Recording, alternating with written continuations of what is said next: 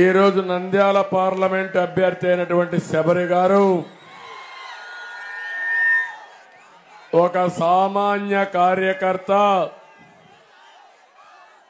ఈ రోజు మీ అందరి అభిమానం కోసం మీ దగ్గరకు వచ్చినటువంటి జనసూర్య గారు,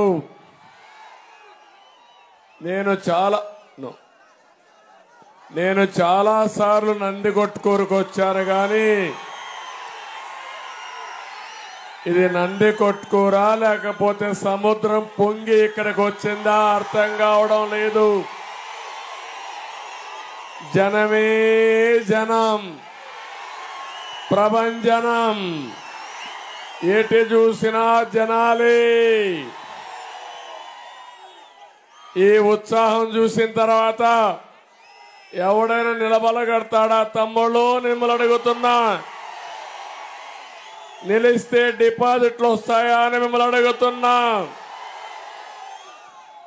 అందుకే ఇక్కడికి వచ్చినటువంటి నాకు ప్రాణ సమానమైన తెలుగుదేశం పార్టీ కుటుంబ సభ్యులకి, జన సైనికులకి, బీజేపీ నాయకులకు, కార్యకర్తలకు, ఎంఆర్పీఎస్ కార్యకర్తలకు, సోదరి సోదరమణులందరికీ, అదే మారిగా మా ముస్లిం సోదరి మణులందరికీ, ఆడబిడ్డలందరికీ పేరు పేరున మరొక్కసారి నా నమస్కారాలు. మిమ్మల్ని చూస్తే మార్పు కొట్టొచ్చినట్టు కనపడస్తా ఉంది. 20 సంవత్సరాల చరిత్ర నందికొట్కూరులో తిరిగి రాయబోతున్నారు. రాస్తామని గట్టిగా చప్పట్లు కొట్టి హర్షాన్ని, ఆమోదాన్ని తెలియజేయండి.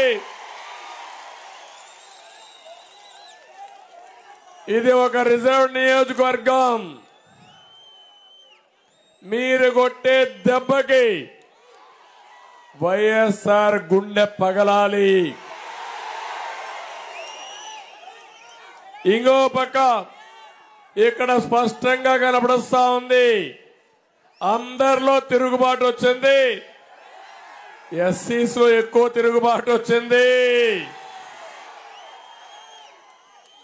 దళిత ద్రోహి సైకోని ఇక్కడనే పూడ్చిపెట్టాల్సిన అవసరం ఉంది. సిద్ధమా తమ్ముళ్ళు అని మిమ్మల్ని అడుగుతున్నా.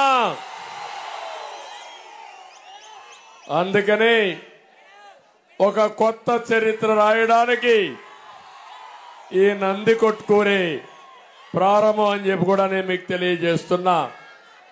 ప్రతి ఒక్క వ్యక్తిని, ప్రతి ఒక్క ఇంటిని, ప్రతి ఒక్క ఊరిని, ప్రతి ప్రాంతాన్ని నాశనం చేసిన వ్యక్తి ఎవరు తమ్ముళ్ళు? ఏ వర్గమైన ఆనందంగా ఉన్నారా? మీలో యువత మీరు ఆనందంగా ఉన్నారా? రైతులు మీరు ఆనందంగా ఉన్నారా? బీసీలు మీరు ఆనందంగా ఉన్నారా? ముస్లిం సోదరి సోదరులారా మీరు ఆనందంగా ఉన్నారా? ఏంటి పరిపాలన? చెత్త పరిపాలన, అవునా కాదా? నేను అడుగుతున్నా, ఈ యొక్క నందికొట్కూరులో సైకో జగన్ కు తెలిసింది రద్దులు, గుద్దులు, బొక్కుడు, నొక్కుడు, కూల్చివేతలు, దాడులు, కేసులు. ఇది కాకుండా ఒక్క మంచి పని చేశాడా తమ్ముళ్ళు అని అడుగుతున్నా. మీ నందికొట్కూరుకు చేశాడా అని మిమ్మల్ని అడుగుతున్నా. రాష్ట్రానికి చేశాడా అని నేను అడుగుతున్నా. కర్నూలుకు చేశాడా అని అడుగుతున్నా. రాయలసీమకు చేశాడా అని అడుగుతున్నా. నేను ఇక్కడ సవాలు విసురుతున్నా. నేనేం చేశానో వినండి. అతను చెయ్యలేదు కాబట్టి దోషి కింద ప్రజాకోర్టులో నిలబెట్టి శిక్ష వేసే బాధ్యత మీదే. తమలో ఈ జిల్లాను ఒకసారి తీసుకుంటే, ఇక్కడే తంగడంచలో నేను ఆ రోజు మెగా సీడ్ పార్క్ ని విత్తనాలు అభివృద్ధి చేయడానికి, ప్రపంచానికి సరఫరా చేయడానికి సీడ్ క్యాపిటల్ అది భారతదేశానికి సీడ్ క్యాపిటల్ గా తంగడంచన చెయ్యాలని నేను ముందుకు పోయాను తమ్ముళ్ళు. ఆ విషయం మీరు గుర్తుపెట్టుకోవాలి. అది వచ్చుంటే ఇక్కడ రైతాంగానికి ఆదాయం పెరిగేది. మీరు పండించే పంట విత్తనాలుగా మారి ప్రపంచానికి వెళ్ళుంటే మీ ఆదాయం పెరిగేది, పరిశ్రమలు వచ్చేటివి. పరిశ్రమల ద్వారా ఈ యువత ఎక్కడికి పోయే పని లేకుండా మీ ఊర్లోనే ఉద్యోగాలు వచ్చేటివి. తంగడంచలో ఈరోజు వచ్చిందా నేను అడుగుతున్నా. నేను అమెరికాలో బెస్ట్ యూనివర్సిటీ అయ్యేవా, ఆ యూనివర్సిటీ టైఅప్ కూడా చేశారు. ఒక దుర్మార్గుడు, దుష్టుడు నేను ఒక ఎంఓయూ చేశానని మీ పొట్టగొట్టిన వ్యక్తి ఈ సైకో జగన్మోహన్ రెడ్డి. రెండోది, అక్కడనే 365 కోట్లతో జైన్ ఇరిగేషన్ కి ఒక ప్రాజెక్ట్ ఇచ్చారు. ఆ ప్రాజెక్ట్ వల్ల అన్ని కూడా నర్సరీ మొత్తం తయారు చేసి, బనానా గాని అరటి గాని అన్ని కూడా తయారు చేసి, మైక్రో ఇరిగేషన్ ఒక ఆదర్శంగా చేసి బ్రహ్మాండంగా రాయలసీమని హార్టికల్చర్ హబ్ గా తయారు చేసి మీ ఆదాయాన్ని 4-5 రెట్లు పెంచాలని చెప్పి ఆలోచించారు. ఈరోజు ఆ డ్రిప్ ఇరిగేషన్ వచ్చిందా అని అడుగుతున్నా, జైన్ ఇరిగేషన్ ప్రాజెక్ట్ వచ్చిందా అని అడుగుతున్నా. ఇంకో పక్క మీరు ఒకసారి చూస్తే ఇక్కడనే ఈరోజు ముచ్చుమర్రి, తమ్ముళ్ళ ముచ్చుమర్రి ఎవరు పూర్తి చేశారని అడుగుతున్నా. ఈరోజు మీరు ఒకసారి చూస్తే ముచ్చుమర్రి పూర్తి చేసి 12 పంపులు పూర్తి చేసి రాయలసీమకు నీళ్లు ఇవ్వడానికి నేను ఆ రోజు శ్రీకారం చుట్టాను. ఇలాంటి 1-2 ప్రాజెక్టులు కాదు. ఇంకో పక్క ఓర్వకల్లు ఇండస్ట్రీస్ కోసం 30,000 ఎకరాలు పెట్టి బ్రహ్మాండంగా ఇండస్ట్రియలైజేషన్ తీసుకురావాలని ఇస్పాత్ స్టీల్ కూడా తీసుకొచ్చి పెట్టాను. ఇంకో పక్క ఇక్కడనే ఓర్వకల్లో ఎయిర్పోర్ట్ కట్టించాను. నేనే 1 సంవత్సరంలో ఎయిర్పోర్ట్ కట్టించి ఇక్కడి నుంచి ఎయిర్ కార్గో ద్వారా మీరు ఉత్పత్తి చేసే వ్యవసాయ ఉత్పత్తులు కూడా విదేశాలకు ఎగుమతి చేయడానికి శ్రీకారం చుట్టాను.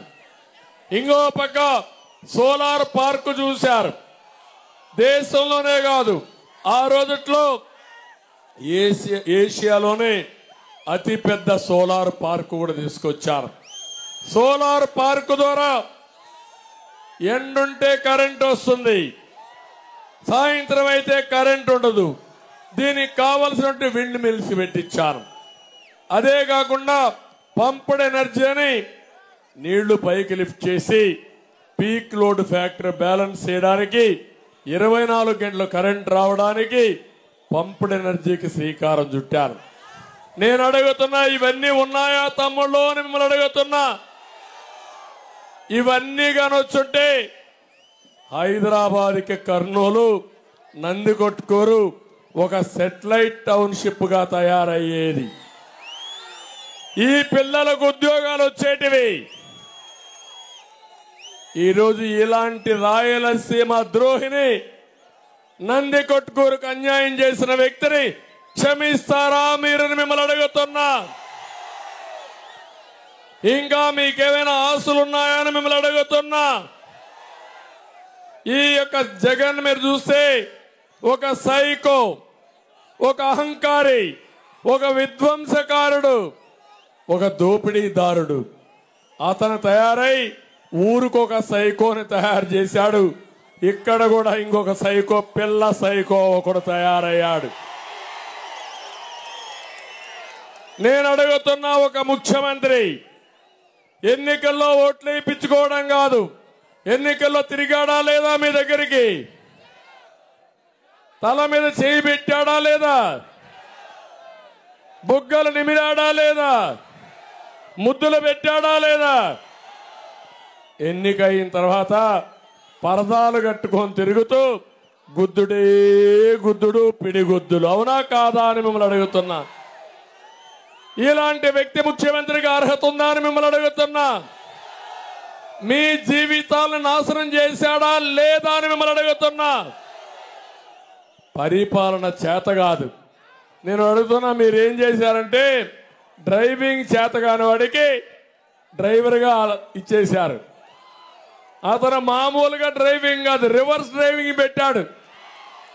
అసలే డ్రైవింగ్ తెలియదు, రివర్స్ గేర్లో బండి దోలడం మొదలుపెట్టి మీ జీవితాలను సర్వనాశనం చేసిన వ్యక్తి ఈ సైకో జగన్. అవునా కాదా? మీరు ఒక్కసారి ఆలోచించుకోండి. నాకెవరి మీద కోపం లేదు, నా బాధంతా మీకు అన్యాయం జరిగిందని. మీరు ఒకసారి చూడండి 5 సంవత్సరాల్లో ఏం జరిగిందో. నేను కూడా 14 సంవత్సరాలు ముఖ్యమంత్రిగా పనిచేశాను. పరిపాలన తెలిసిన వ్యక్తిని. ఈరోజు హైదరాబాద్ నగరాన్ని మీరు చూశారు. ఏం తమిళలో హైదరాబాద్ నగరం ప్రపంచంలోనే మేటైన నగరంగా తయారవుతా ఉందా లేదా అని మిమ్మల్ని అడుగుతున్నా. ఎవరు దానికి కారణం? ఎవరేశారా ఫౌండేషన్? ఎవరు ప్రారంభించారా అభివృద్ధి? ఇక్కడుండే ముస్లిం సోదరులు ఆలోచించండి. హైదరాబాద్ లో 30% ముస్లింస్ ఉంటారు ఓల్డ్ సిటీలో. ఎప్పుడైతే ఎయిర్పోర్ట్ ఓల్డ్ సిటీ పక్కనే వచ్చింది, ఔటర్ రింగ్ రోడ్ వచ్చింది, అభివృద్ధి అయ్యింది. అందరూ అభివృద్ధి అయ్యారు. ముస్లింస్ అభివృద్ధి అయ్యారు, హిందువులు అభివృద్ధి అయ్యారు, అక్కడుండే వాళ్ళు అభివృద్ధి అయ్యారు, బయట వాళ్ళు వచ్చారు. అది సంపద సృష్టించే మార్గం. ఈరోజు ఈ ముఖ్యమంత్రికి సంపద సృష్టించడం తెలియదు.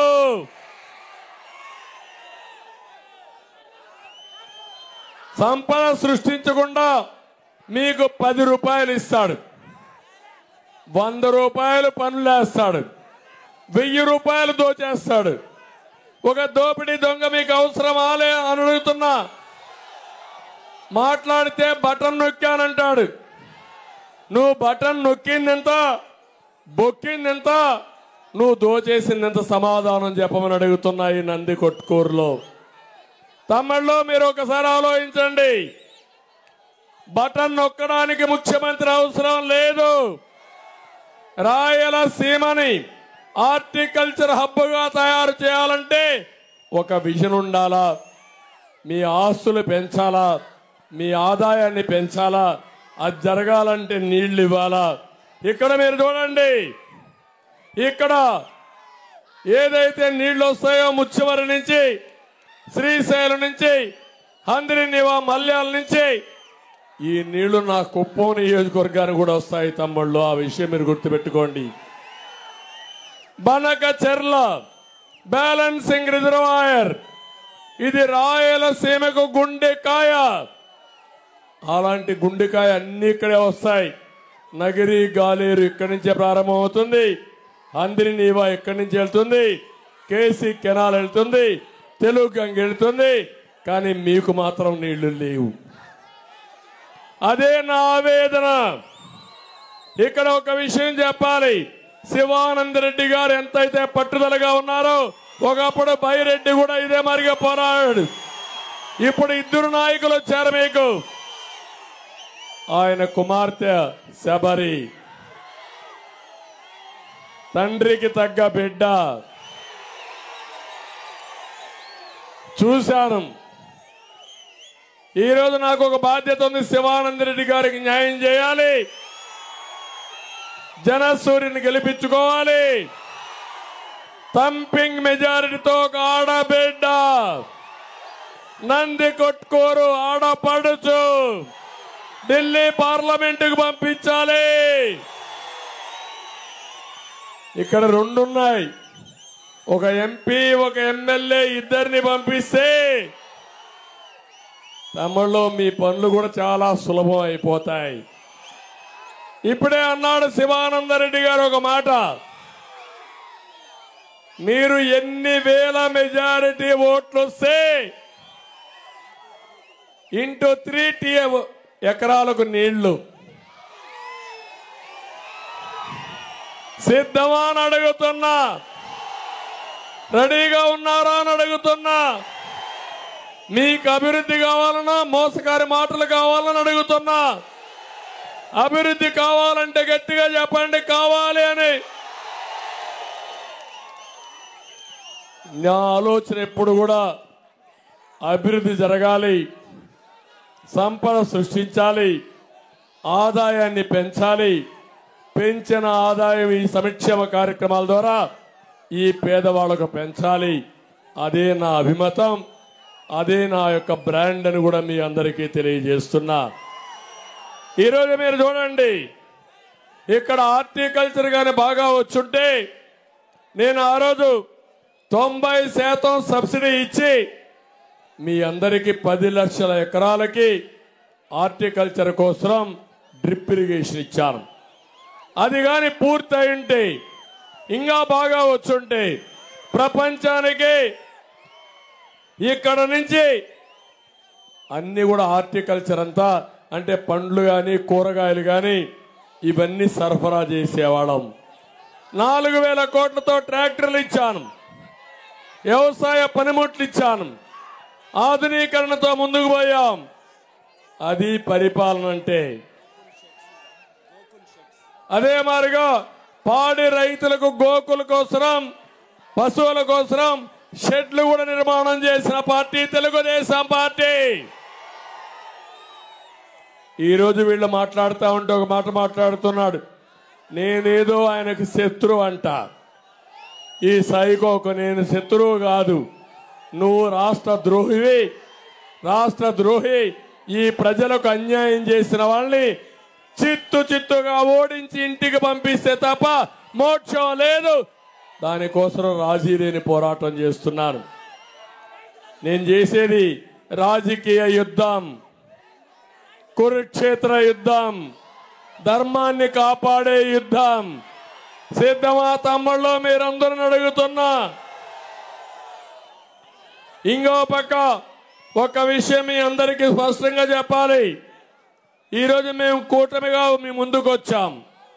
మేము కూటమిగా ముందుకు వచ్చింది ఈ రాష్ట్రాన్ని కాపాడుకోవాలి, ప్రజలు గెలవాలి, మీ జీవితాలు వెలగాలనే ఉద్దేశంతోనే 3 పార్టీలు కలిసి మీ దగ్గరికి వచ్చాం. మళ్ళీ చెప్తున్నాను, మాకు అధికారం కోసం మీ దగ్గరికి రాలేదు. కేంద్రంలో బీజేపీ ఉంటుంది, ఎన్డీఏ ఉంటుంది. 14 లక్షల కోట్ల రూపాయలు అప్పు చేశాడు ఈ ముఖ్యమంత్రి.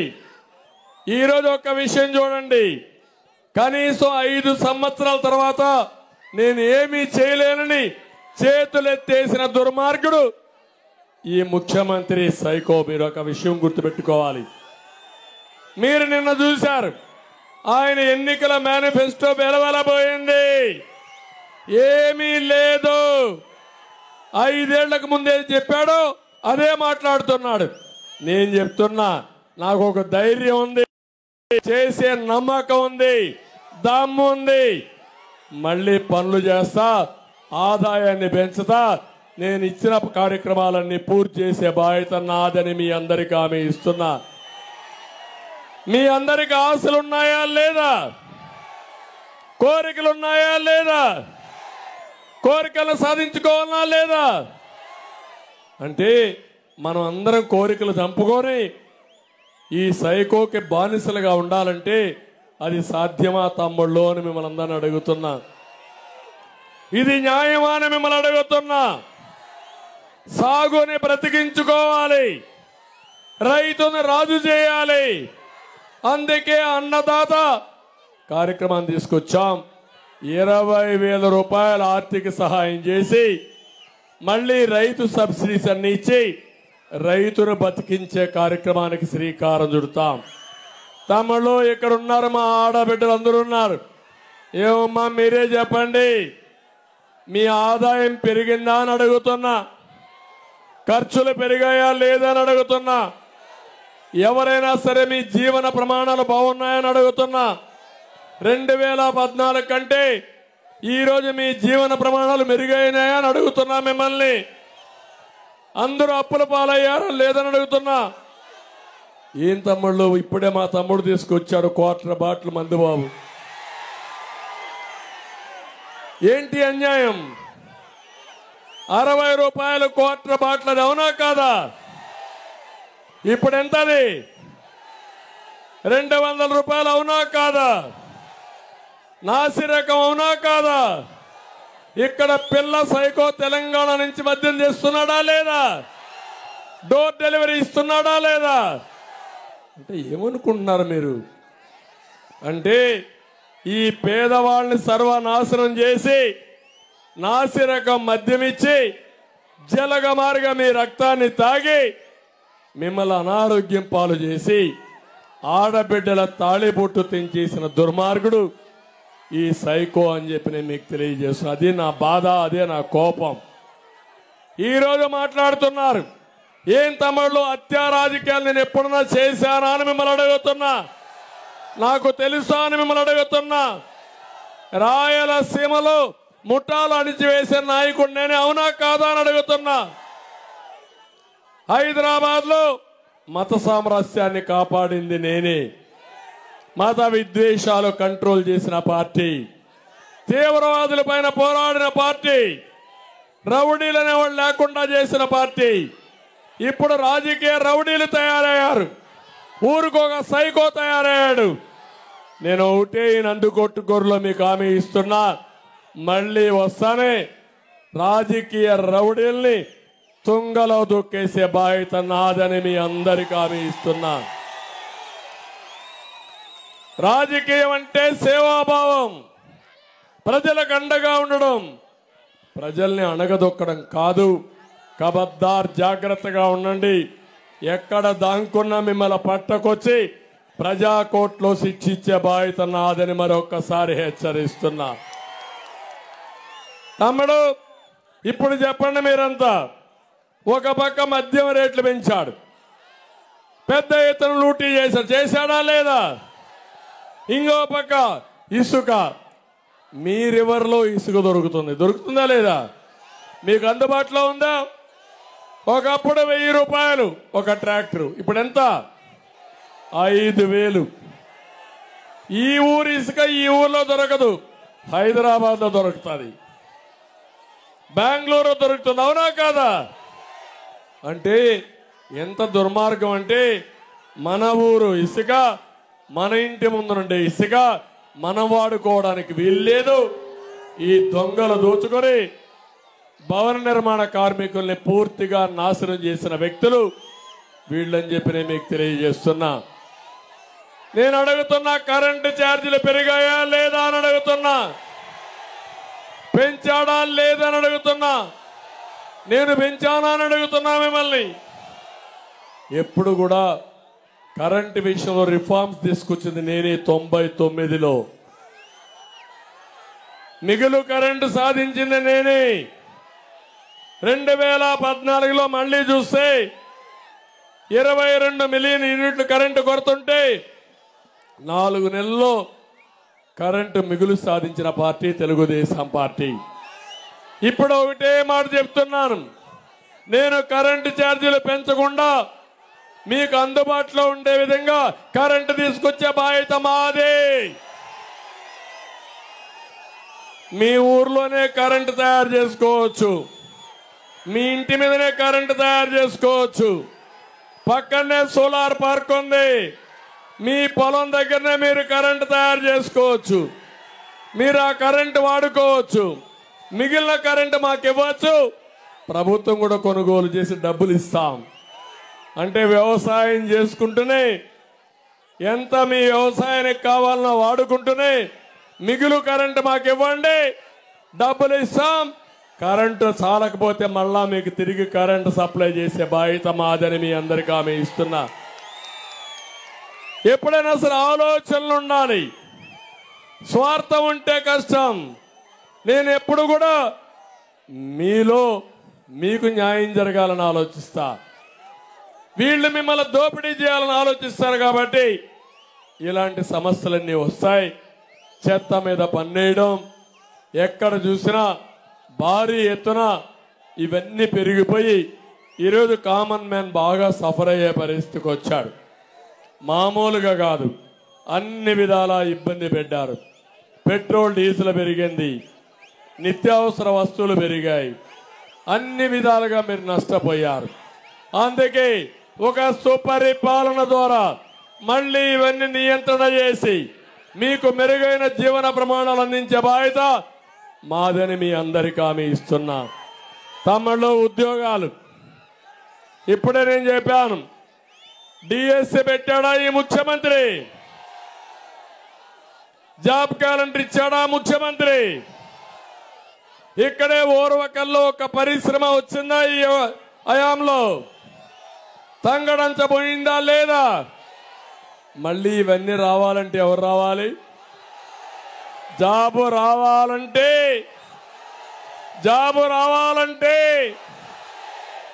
మీ పిల్లలకు ఉద్యోగాలు రావాలంటే, అందుకే చెప్తున్నా, మళ్ళీ ఉద్యోగాలు ఇప్పిస్తా.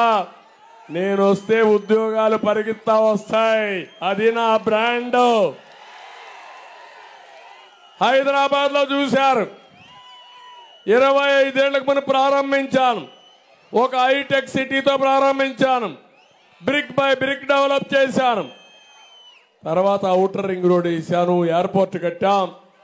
ఆ సిటీ ఒక మహానగరంగా తయారైందంటే అది నా విజన్ అని చెప్పి మీ అందరికీ తెలియజేస్తున్నా. నాది విజన్ అయితే వీళ్ళది పాయిజన్. విధ్వంసం, ప్రజల్ని రెచ్చగొట్టడం, తప్పుడు సమాచారం ఇవ్వడం, మిమ్మల్ని మభ్యపెట్టడం, మిమ్మల్ని మోసం చేయడమే వీళ్ళు చేస్తున్నారని చెప్పి నేను మీకు తెలియజేస్తున్నా. అందుకే మెగా డిఎస్సి పెడతా. ఫస్ట్ సంతకం దానిపైనే పెడతా. జాబ్ క్యాలెండర్ ఇస్తా. 5 ఏళ్లలో 20 లక్షల ఉద్యోగాలు, సంవత్సరానికి 4 లక్షల ఉద్యోగాలు ఇచ్చే బాధ్యత నాది. నందికొట్కూరులో మీరు కూర్చొని ప్రపంచానికి పనిచేసే విధంగా మీ అందరికీ వర్క్ ఫ్రమ్ హోమ్ తీసుకొస్తా.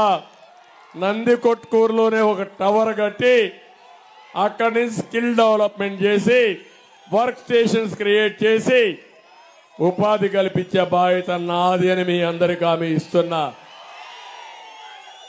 ఒక్కొక్కసారి ఒక విజన్ ఉండాలి. నన్ను అందరూ అంటారు, నువ్వు 30 ఏళ్లకు ముందే ఆలోచిస్తావని.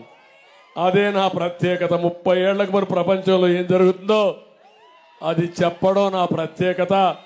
అదే విజన్ మీరు చూస్తే 25 ఏళ్లకు మనకు నేను నాలెడ్జ్ ఎకానమీ చెప్తే ఈరోజు హైదరాబాద్ దానికి ప్రతిరూపంగా ఉండి ప్రపంచంలోనే భారతదేశం ఒక అగ్రదేశంగా తయారవుతుందంటే అది మనకుండే సత్తా. దాని మీద నేను ఇంకోటి కూడా ఆలోచించాను. పేదరికం లేని సమాజాన్ని చూడాలనేది నా ఆశయం. ఆ విషయం కూడా నేను చెప్తాను మీకు. తమ్ముళ్ళు, ఉద్యోగస్తులందరికీ హామీ ఇస్తున్నా. 6 లక్షల మంది ఉద్యోగస్తులకు హామీ ఇస్తున్నా. మెరుగైన పిఆర్సీ ఇస్తా, డిఏలు టీఏలు ఇస్తా, మీ ప్రావిడెంట్ ఫండ్ మీకు ఇస్తా, మిమ్మల్ని గౌరవంగా చూసే విధానానికి శ్రీకారం చుడతా. టీచర్లందరికీ గౌరవం ఇచ్చి మళ్ళా మీరంతా తల్లి తండ్రి గురువు అనే నినాదానికి శ్రీకారం చుట్టే బాధ్యత నాదని మీ అందరికీ హామీ ఇస్తున్నా.